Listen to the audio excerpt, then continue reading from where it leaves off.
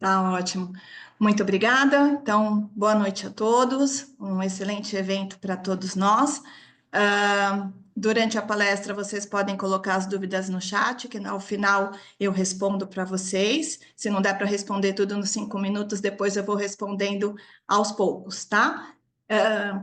Pessoal, a minha proposta para a aula de hoje é falar sobre os benefícios do exercício físico para a plasticidade neural no paciente pós-AVC, né? No indivíduo pós-AVC, porque ele não é mais um paciente, né? Ele é um indivíduo que tem uma sequela ou uma disfunção por conta de um evento encefálico agudo que ele sofreu. Então, eu sou a professora Ana Cristina Silva Araújo, mais conhecida como Tita, sou a coordenadora da pós-graduação em fisioterapia neurofuncional no adulto e no idoso, aqui do Instituto Beta. E eu deixo meus contatos para vocês e a gente vai começar a aula de hoje. Eu começo a nossa aula já demonstrando um pouquinho para vocês,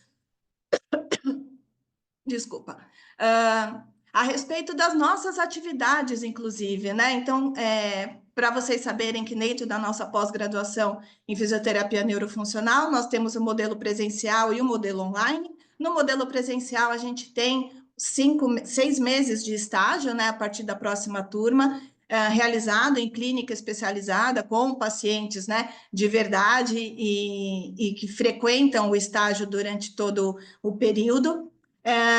E com base nesse atendimento que a gente realiza nos estágios, a gente também alimenta nossas aulas online. Então, quem não consegue participar do modelo presencial, que é uma vez por semana, pode participar da pós-graduação no formato online, que é uma vez por semana, em tempo real. E todas as nossas aulas, elas são muito parecidas, né? O modelo é muito parecido com esse simpósio, onde a gente traz as atualidades para vocês, onde a gente traz o que tem de mais novo e mesmo, né, o que é mais raiz dentro da neurofuncional, sempre de uma forma o mais visível possível, né, para que vocês possam perceber realmente como é o funcionamento, a avaliação e toda a abordagem dentro da fisioterapia neurofuncional. Então, quando eu falo de exercício físico, né, quando eu falo sobre plasticidade neural, eu vou trazer inicialmente alguns vídeos de alguns pacientes, todos eles que autorizaram o uso da imagem deles para fins didáticos e pedagógicos, e eu mostro para vocês que como é a nossa abordagem, né? Então, praticamente todos esses pacientes, se eu não me engano, todos os pacientes são pacientes que já estão numa fase mais crônica da sua disfunção. Estão numa fase onde o seu processo agudo já aconteceu há um tempo, mas eles ainda estão num processo, não um processo só de reabilitação, mas um processo de melhora da funcionalidade, melhora da qualidade de vida.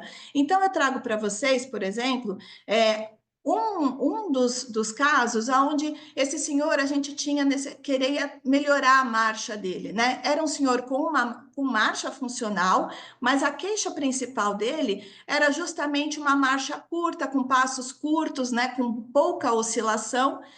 E ele tinha uma sequela, né? Ele tem uma sequela mais acentuada, né? Com um lado acometido mais para o lado, o seu lado esquerdo mais acometido, e chama a atenção esse membro superior que fica abandonado, esquecido lá atrás. Ele tem uma negligência unilateral, ou seja, ele tem um déficit de atenção daquele hemicorpo mais acometido, e isso estava atrapalhando a sua funcionalidade. Não é que ele não conseguia andar na esteira, mas o fato do membro superior dele ficar lá atrás atrapalhava o desempenho.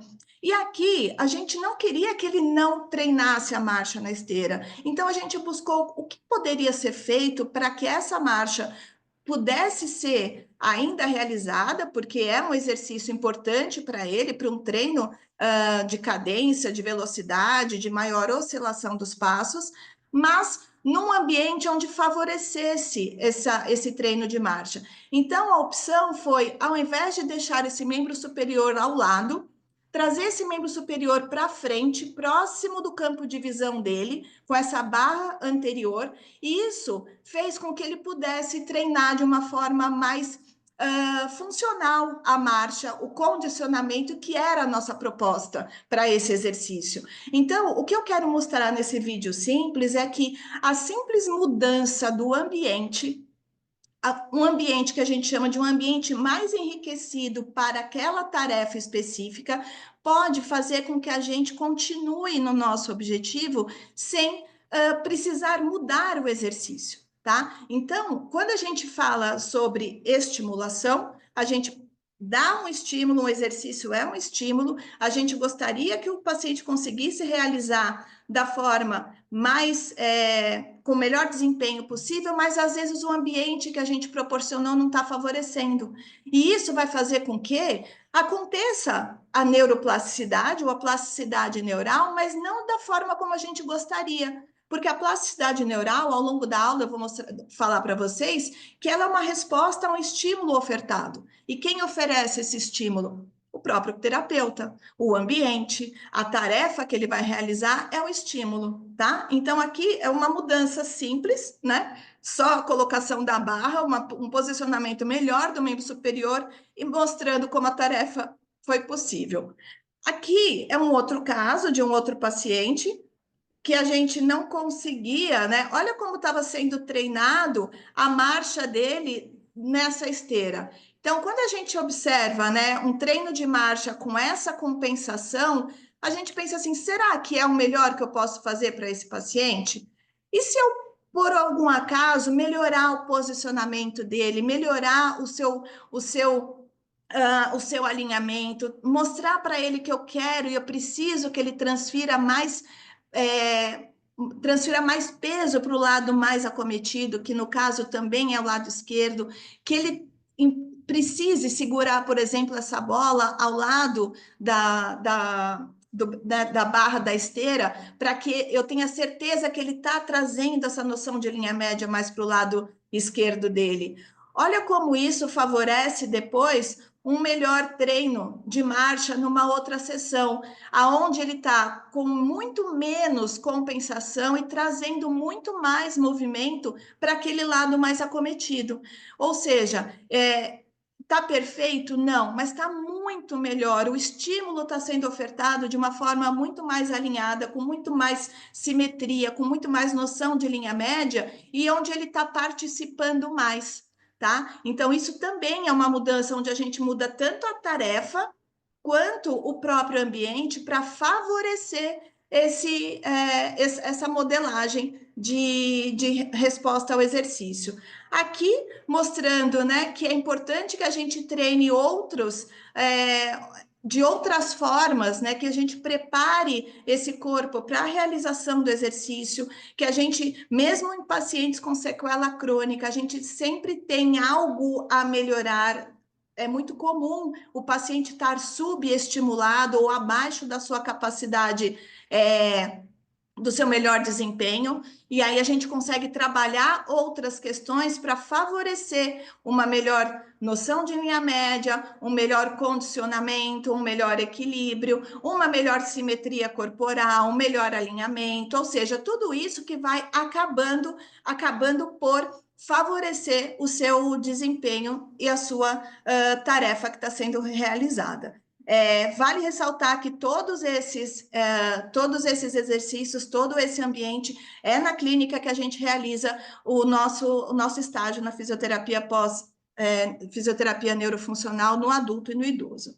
Aqui, como mostrar como a motivação é importante, eu vou falar sobre a motivação também ao longo da aula, né? Num simples jogo de boliche, o quanto é importante que a gente deixe esse indivíduo que ele vá se ajustando, que ele pratique, que ele insista, que ele repita a atividade para ele conseguir ter o melhor desempenho. E muitas vezes a gente tem a ansiedade, tem a vontade de interferir, falando: baixa mais aqui, traz o peso mais para lá, estica mais o braço, posiciona a sua perna mais para trás. E a gente, na ansiedade, né, daquilo ser resolvido de uma hora para outra. E não, a gente precisa dar tempo para que o paciente se organize, a gente precisa que a neuroplasticidade aconteça, os ajustes que ele precisa realizar para executar a tarefa fiquem mais claros para ele, para que no final, né, que a gente possa observar e comemorar um desempenho que ele é capaz de realizar, né? Então, assim, a satisfação de um paciente motivado, empenhado, do primeiro vídeo para o segundo vídeo, não foram dias, desculpa, dias de terapia, foram alguns minutos, né? Onde inicialmente a gente achava que ia ser impossível daquilo ser realizado, e no final das contas, a gente observou que ele foi tentando, ele foi se ajustando, e sim, o strike foi possível, tá? Isso é mais um fator extremamente importante para a plasticidade em todos os indivíduos, mas no indivíduo pós-acidente vascular cerebral também, tá? Com isso, vamos entender, né, sobre o que eu estou falando. Eu estou falando sobre a capacidade que o sistema nervoso tem de se adaptar, se modificar, tanto do ponto de vista funcional quanto do ponto de vista estrutural, em resposta a estímulos do ambiente. E olha a responsabilidade que a gente tem nisso. Nós, como terapeutas, nós somos estimuladores. E o nosso estímulo vai chegar até o paciente, ele vai interpretar esse estímulo e a resposta que ele vai dar vai estar de acordo com esse estímulo que foi ofertado. Se o estímulo é positivo, é bem aplicado, de acordo com a queixa, de acordo com a avaliação que foi feita, provavelmente a resposta vai ser uma plasticidade positiva, uma plasticidade bem adaptativa. Agora, se o estímulo foi inadequado, ou se faltou estímulo, ou se o paciente não estava comprado, ou seja, não estava motivado dentro do processo terapêutico, a plasticidade ela também vai acontecer, só que de forma negativa, mal adaptativa. Então, isso é extremamente importante que a gente entenda o nosso papel como estimuladores. Quando que a plasticidade neural acontece? Ela acontece desde sempre, até nosso último suspiro, amém. Por quê? Porque a todo tempo nós estamos sujeitos e expostos a estímulos do ambiente, e de todos os tipos, né? A gente está falando não só de quando acontece propriamente uma lesão, que o sistema nervoso passa por uma lesão. Todas as fases da vida, todos os dias a gente está sujeitas às adaptações e modificações. Por quê? A gente experimenta coisas diferentes, a gente se expõe a situações diferentes, a gente tem emoções diferentes, a gente pratica e treina atividades diferentes. Isso tudo é estimulação, são alterações do ambiente que precisam e que vão reverter em modificações centrais. E isso é importante que a gente entenda, que não depende de nós, não depende da fisioterapia. A neuroplasticidade ou a plasticidade neural, ela vai acontecer. O que a gente consegue influenciar ou que a gente consegue modificar é qual tipo de plasticidade que vai acontecer, de acordo com o estímulo ofertado.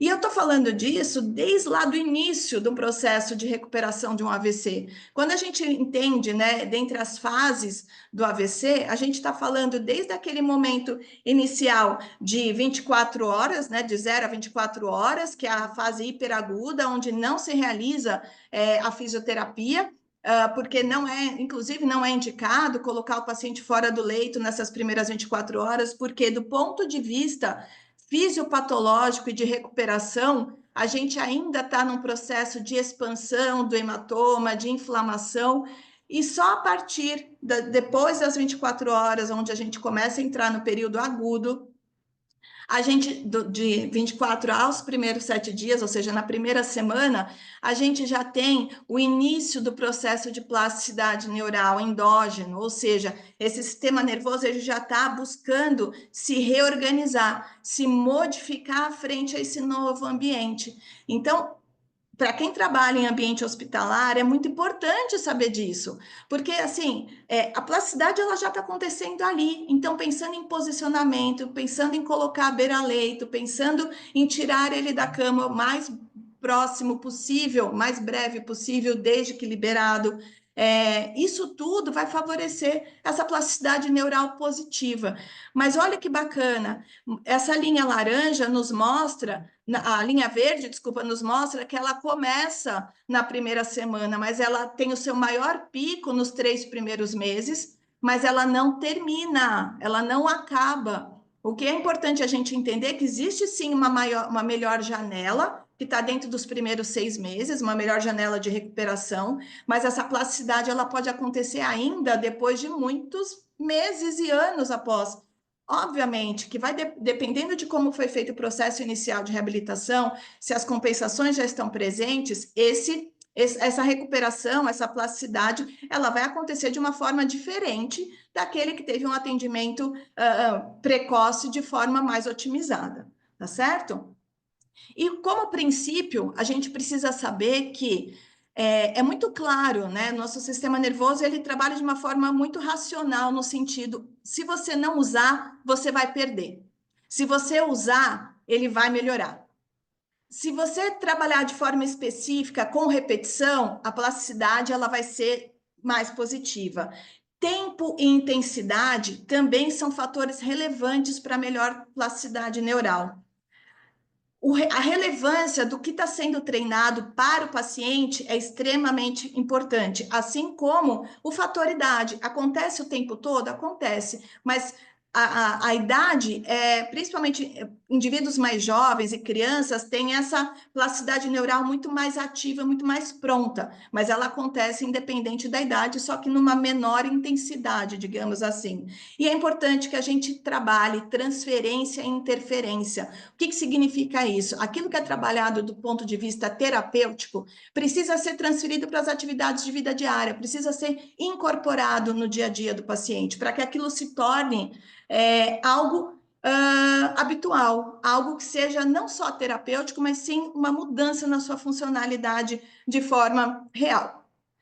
Quando eu falo de reestruturação, né, ou uma reorganização estrutural, a gente tem 4 tipos de plasticidade. Desde o surgimento de novos neurônios, que é a neurogênese, surgimento de novas conexões, que são a sinaptogênese, né, novas sinapses, mas também a gente tem 2 outras formas que estão muito ativas no nosso sistema nervoso, que é o fortalecimento sináptico, onde aquelas estruturas, aquelas sinapses que já existem, ficam mais rápidas, mais fortes, mais próximas, né? Mais fortalecidas e essa conexão fica muito mais hábil. Da mesma forma, a gente tem o enfraquecimento sináptico. O que é? Aquelas sinapses que não são utilizadas, aquelas conexões que estão em desuso, elas ficam silenciosas, porque não faz sentido o organismo manter uma atividade neural de algo que não está sendo utilizado, que não está sendo colocado em prática. Então, não é ruim o enfraquecimento sináptico, porque ele poupa energia para aquelas sinapses que realmente estão sendo utilizadas, aquelas conexões extremamente relevantes.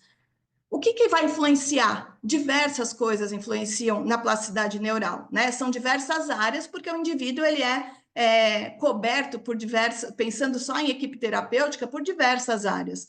Mas, de forma específica, o que a gente tem de responsabilidade? O nosso estímulo, de uma forma bem direta. E isso eu chamo de fatores terapêuticos relacionados à plasticidade neural, do qual eu deixo muito claro a importância do exercício físico, seja qual exercício for, movimento, que seja realizado com a melhor qualidade possível, num ambiente enriquecido para aquele paciente de forma específica, não precisa ser uma sala multifuncional, mas assim, para aquele indivíduo, o que é enriquecido para ele, e esse paciente, esse indivíduo, ele precisa estar motivado, comprado, com vontade que isso vai fazer a diferença. A gente já sabe de todos os benefícios físicos, os benefícios sistêmicos que o exercício físico causa no organismo, né, em relação à prevenção de doenças, melhora do metabolismo, melhora do sistema cardiorrespiratório, enfim, esses são os benefícios sistêmicos, mas a gente tem os benefícios neurofisiológicos, que está justamente relacionado à plasticidade neural, neurogênese, arborização dendrítica, conexões sinápticas, fatores de proteção, as neurotrofinas protetoras do sistema nervoso, elas são otimizadas com a prática do exercício físico, além dos benefícios cognitivos. Quando eu falo de funções executivas, de memória, de funções motoras, de fluência de comunicação, de atenção espacial, da própria cognição como um todo, né? São os benefícios cognitivos, ou seja, exercício físico é remédio e ele é extremamente importante no processo de reabilitação. A qualidade do movimento é importante? Lógico que é importante. Por quê? Porque se a gente tiver movimento compensatório, a gente sabe que vai acontecer uma plasticidade mal adaptativa. Então, é ideal que sejam evitadas as compensações, mas se for a única forma que esse movimento vai acontecer, é melhor feito do que perfeito. Porque o não uso é pior do que realizar um movimento de má qualidade ou um movimento compensatório, porque a plasticidade ela vai acontecer de qualquer forma. A gente tenta trazer ela da forma mais funcional possível, da forma mais com a melhor qualidade de movimento, né? O movimento que funciona com menor gasto energético, que atinge o objetivo. Mas se a forma compensatória for a única forma, mesmo assim a gente estimula a realização do exercício. O ambiente enriquecido é que, nesse estudo de um modelo animal, mostra, né, os ratinhos lá praticamente num buffet infantil para ratinhos e um ratinho lá fazendo exercício numa rodinha de laboratório. Ao final desse experimento, os dois grupos melhoraram, mas o grupo do buffet infantil para ratinhos, ele melhorou muito mais do que aquele que melhorou realizando atividade física só na rodinha lá, sem outros estímulos, sem estar fazendo atividade em grupo, por exemplo. O ambiente enriquecido, ele é favorável. Enriquecido de forma personalizada, tá? O que é importante, o que é enriquecer o ambiente para o seu paciente, seja um ambiente estrutural, como também o ambiente atitudinal. A gente precisa ter uma relevância um direcionamento muito importante para essa questão, tá? A gente tem, dentro desse ambiente enriquecido, tanto o surgimento, né, de novas sinapses e de novas, né, melhora da vasculatura, encorajamento da plasticidade positiva, melhora, né, do fortalecimento sináptico, uma intensificação do fortalecimento sináptico e também melhora das proteínas relacionadas ao crescimento neural, como o fator de crescimento BDNF, que é protetor, diminuição dos fatores que inibem o crescimento neural, ou seja, a importância desse ambiente enriquecido entre os dois grupos, né? O ratinho só lá na rodinha do laboratório e o grupo de ratinhos no buffet infantil, isso foi relevante por conta da modificação do ambiente. E a motivação? Todos nós estamos aqui por conta de alguma motivação. A motivação é o que nos move. Ninguém nos ensina a ser motivado. A gente busca as coisas, a gente sai de um lugar para outro em busca de algo que nos movimenta. Isso é necessário para que todo esse processo de plasticidade, de reabilitação funcione. Por quê? Porque ele é o temperinho para o nosso melhor desempenho, né? A motivação, ela surge da queixa principal do paciente. A gente precisa entender o que ele quer melhorar, o que ele deseja melhorar, ou o que a família precisa que aconteça, ou o que é, pensando numa doença neurodegenerativa, aquilo que ele quer continuar realizando. E aí a gente começa inicialmente trazendo para ele uma motivação extrínseca, ou seja, isso, olha, parabéns, ainda não está bom, mas a gente está no caminho certo, vamos dando pistas, né, e fortalecimento daquela sensação de que, ok, estou no caminho certo, até chegar à motivação intrínseca, que ao longo do percurso é esperado que na prática, ao longo do tempo, aconteça a motivação intrínseca, que é uma motivação automática, aonde o próprio paciente, ao longo do processo terapêutico, tem a satisfação pessoal de estar no caminho certo. E isso se mostra de que forma? No decorrer da prática, ele tem como resultado um alto senso de autonomia, um alto senso de competência e um alto senso de afinidade dentro do seu processo terapêutico. Então, são fatores que a gente lida o tempo inteiro dentro do processo de reabilitação, mas a gente precisa estar atento ao manejo desses fatores. E a observação, principalmente, se não está acontecendo esse processo natural, ver se não tem alguma questão relacionada a sono, se não tem alguma questão relacionada à medicação que mudou, se não tem alguma coisa relacionada a alguma questão emocional que surgiu, de repente um quadro emocional como um transtorno depressivo, porque essa linha do tempo, ela é esperada que aconteça, tá certo? Eu espero ter conseguido, não sei nem quanto tempo foi, ó, 2 minutos para terminar. Ter deixado claro o meu recado. Teria muito mais coisas para falar, mas eu convido vocês a conhecer o nosso programa de pós-graduação, tanto presencial quanto online em tempo real. As aulas já começam agora em março e eu me coloco à disposição de vocês. Vocês têm os meus contatos, eu estou à disposição de vocês para qualquer dúvida e tanto em relação à aula quanto em relação aos nossos programas de pós-graduação. Tá certo? Muito obrigada a todos.